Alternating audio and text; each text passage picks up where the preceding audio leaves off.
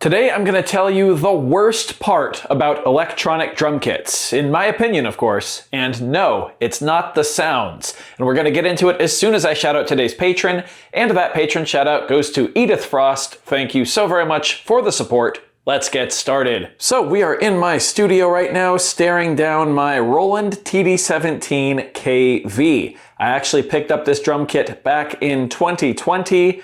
Right after my wife and I, well, a couple months after we moved into our first apartment together. I had really just started the channel, just gotten into electronic music, and I didn't have the ability to play the drums anymore, my actual main instrument, because we were living in an apartment. And so I picked this kit up, sort of in this state. I've made some additions, some upgrades, and I've had it for the past 6 years. This is what I have played every single Freebeat Live show on, which, by the way, if you don't know what Freebeat Live is, it's a free live stream concert that's coming up in a couple weeks here on the channel, August 21st and 22nd. Let's roll that little ad now. Did you know that you can have your music featured in my upcoming free live stream concert, Freebeat Live 2026? It's super easy. Either watch the video linked in the description below, or simply read the instructions listed there as well. Everyone who submits a qualifying entry will be featured, so be sure to check out Freebeat Live 2026, coming Friday, August 21st at 7 p.m. Pacific, and Saturday, August 22nd at 11 a.m. Pacific for live music, giveaways, and more. Hope to see you there. Anyway, like I was saying, I have played this kit at, I believe, every single Freebeat Live concert, at least in one way, shape, or form, and I tried to retire it for this upcoming concert. I really did. I tried to get my hands on one of the larger Roland kits, but unfortunately they are out of stock at Zounds.com right now. And most other places as well, actually, but Zounds is typically who I partner with for things like this. And so I am once again going to be using my TD-17 KV kit for this Freebeat Live. And that's okay. The module, while being older, the TD-17, I think it's from 2018, it still sounds okay. And in the context of the songs that I'm going to be playing, I think it's going to work just fine. It's worked pretty well for the past 6 years. The pads have been slowly upgraded for the most part. This is still the snare drum that it came with. We've got a couple PD8Xs, I think they're called. We've got a CY5 for the hi-hat, CY8 for the crash, CY5 for a splash. And then here are the changes I made. This is a PD100, I believe, from like 2003, I think. For my lower floor tom, it's a little bigger, it's 10 inches. Then I've got a lemon ride cymbal at 15 inches. You get 3 different zones, here, here, and here. And then actually this is a Roland CY12, I believe. Shout out to Groove Twig, one of my patrons. I actually went and visited him a couple years ago, and he had this laying around and gave it to me. And it's worked pretty well as a crash cymbal for me ever since then. And then down here, this is just the stock kick pad, nothing crazy. This is my PDP concept pedal by DW. This thing is a piece of garbage. It is so old at this point. It was like entry level to begin with. I picked it up just because I needed something to play, and we're going to do something about that today as well. And then this is the stock hi-hat controller that just comes with the TD-17. I used to have a VH10, like the actual hi-hat that goes on a stand. That no longer works. I tried to repair it the other day. I might give it another shot. However, you've seen the title of the video. You're wondering what the worst part about electronic drum kits is, and it's none of those things that I mentioned. No, in my opinion, the worst thing about electronic drum kits is the drum rack that they come on. At least in the entry level to mid-tier to the intermediate grade kits, the drum racks basically force you to set your kit up in essentially just one configuration. They want your typical snare drum, tom 1, tom 2, tom 3, and then like your ride cymbal way over here, your crash cymbal up here, crash cymbal there, hi-hat, you know. They want you to use a very traditional setup. But here's the problem. I don't necessarily play a very traditional setup. My kit all revolves around being a 4-piece. That means snare drum, tom, kick drum, and then the ride cymbal right here in this gap. And as you can see, I did my best to make that happen, but it's still not ideal. The position of the ride cymbal will sometimes get stuck and hit this here. This is just not at all how this kit was intended to be set up. And I'm guessing that's because it's an intermediate level kit. You know, they're not expecting you to really have your own unique setup yet by the time you pick one of these up. I even did my best to squeeze in a rack tom here, even though typically I like my toms to go up to the left like this over the hi-hat, like Neil Peart style. And that was not gonna happen with this setup either. But we're gonna do something about that in this video. I have spent the past couple of days gathering various stands and mounts from my acoustic drum kits that I have that are in storage right now. And we are gonna see if I can set up my electronic drum kit using these stands, meaning that I can position things where I want them to go at the right and proper heights. I also made a couple of purchases a few days ago, one of them being a massive one for me, but the first one, less exciting one here, is this DW3000 series snare stand, which I'm going to use to mount this snare drum so it doesn't have to be on this mount, which is connected to, you guessed it, the rack. And then the second purchase I made, the big one, I bought a DW9000 single pedal. That pedal right there is pretty much my dream kick drum pedal. Back in the late 2000s, I was working with my first real touring band, and I also worked at Guitar Center.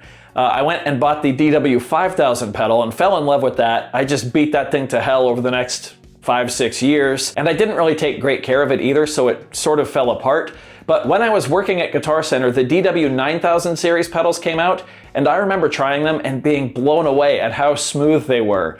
And also thinking, that's kind of out of my price range. I probably won't pick one up. I'll just keep playing the 5000. Well, things changed for me in my personal life, and I wound up only being able to play my personal drum kit in really short spurts, depending on my living situation and what was going on.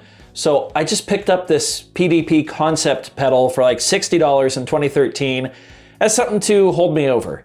And it has been holding me over for the past 13 years. And yeah, I know that bolt on my kick drum pad came off. We're gonna fix it. Basically, this pedal was never designed to be put through everything I've put it through, and it is time to replace it. It's squeaky, it's creaky, it can't hold its position at all, things slip on it all the time, and even just playing simple double hits on it is a huge, massive pain, and physically causes pain in my right leg. Whereas this pedal right here is pretty much considered to be one of, if not the very best kick drum pedal money can buy.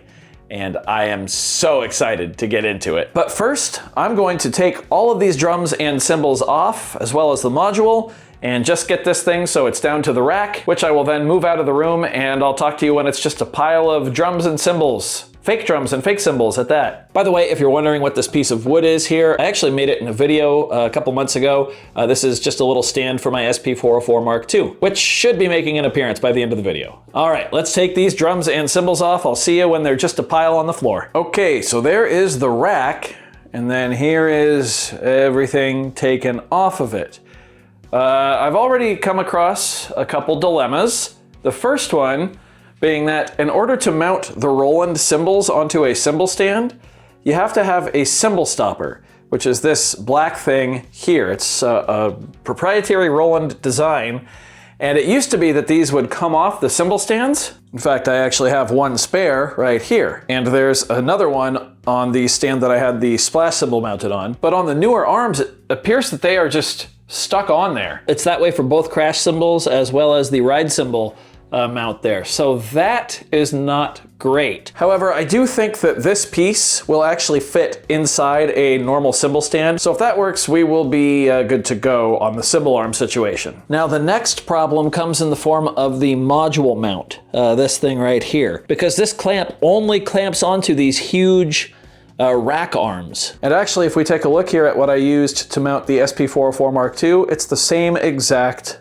clamp, just older and heavier duty apparently. However, I just got an idea. We are going to try something. I've had some pretty janky solutions to drum problems in the past, and this might be up there with them.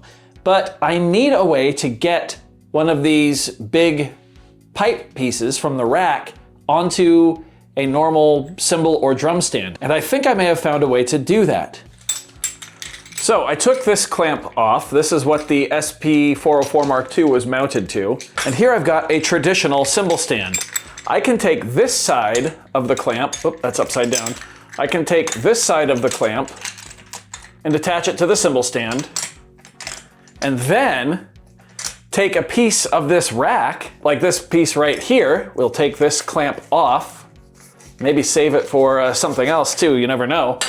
And I think I can put this now right through here, and now we have a piece of the rack actually mounted on a normal cymbal stand. We can simply take one of these clamps from the rack, put it on there, and then we can take the module and put it on the stand.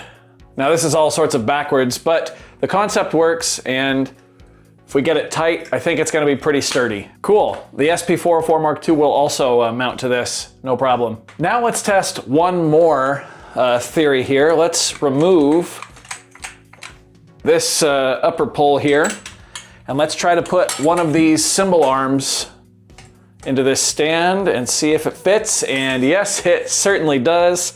And we can tighten it.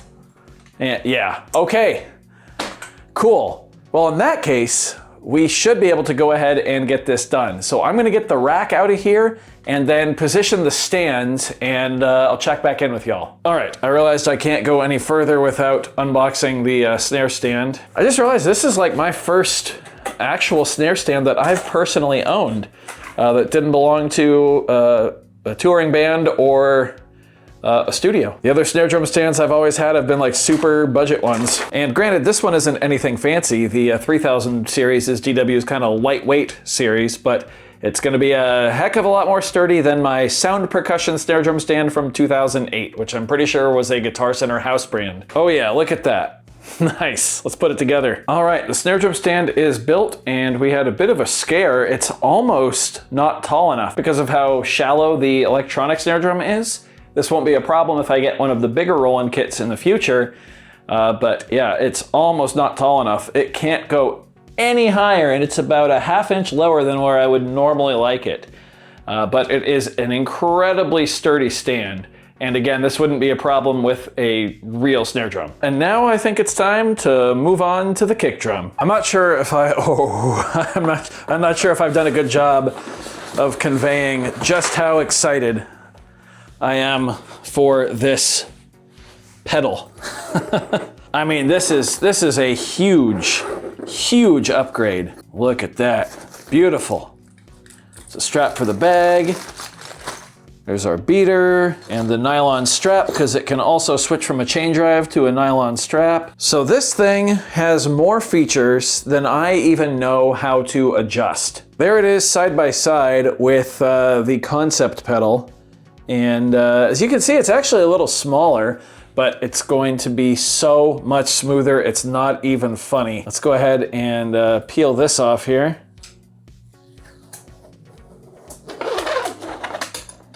Oh yeah, holy cow. I can't wait anymore, I gotta put the beater on. It comes with a nice drum key as well. Very cool. All right, no adjustments have been made. Oh my God. I can't describe to you the difference in feel between these two pedals. That's crazy. That is crazy. Wow. This is slow and sluggish on the right, and then this is lightning quick. I can't wait to get this set up and played now. Let's continue setting things up.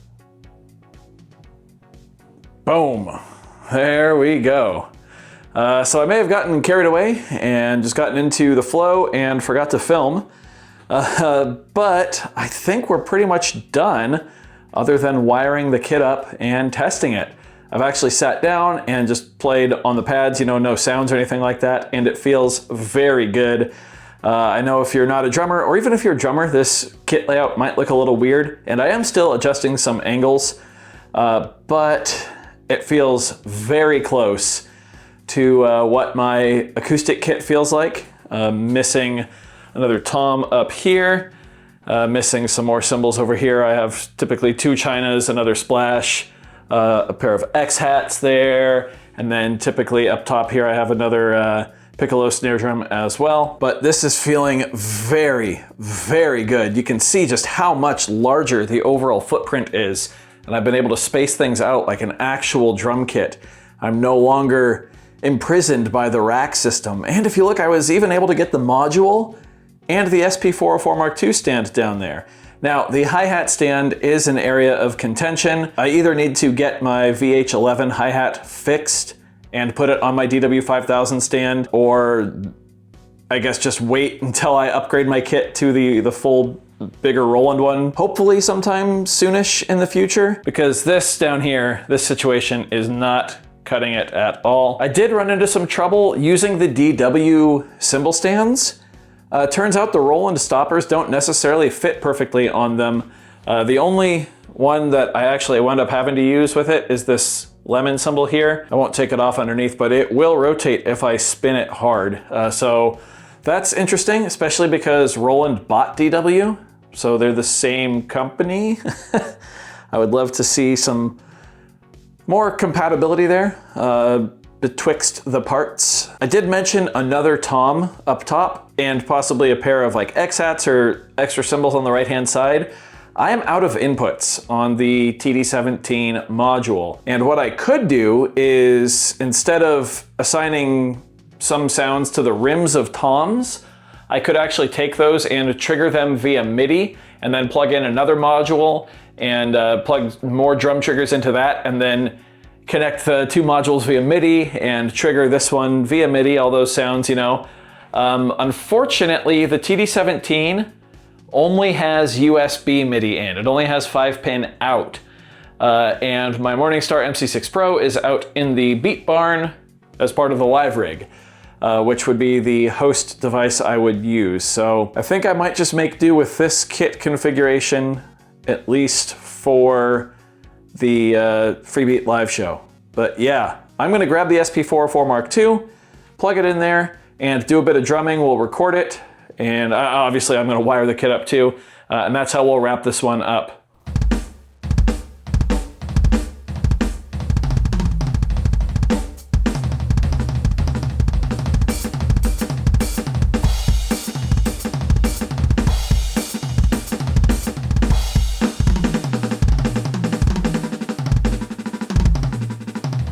It's hard getting used to it because it's like so much smoother than I'm used to.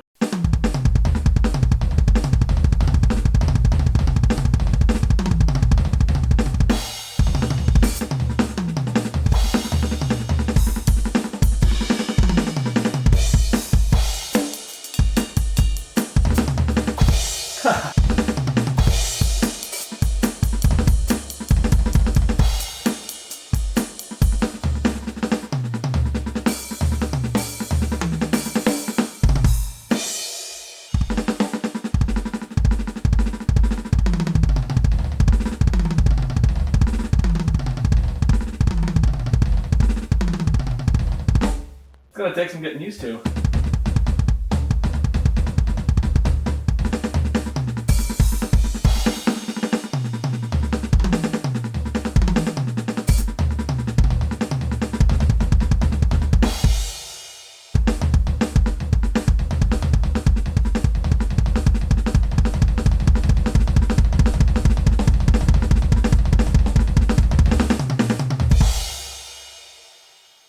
All right, well, a massive thumbs up from me. I'm very happy with how this turned out, and I can't wait to get to practicing on it. I hope you like this video. I have no clue how this one's gonna do. If you did, leave a like on it. If not, you can leave a dislike, that's okay too.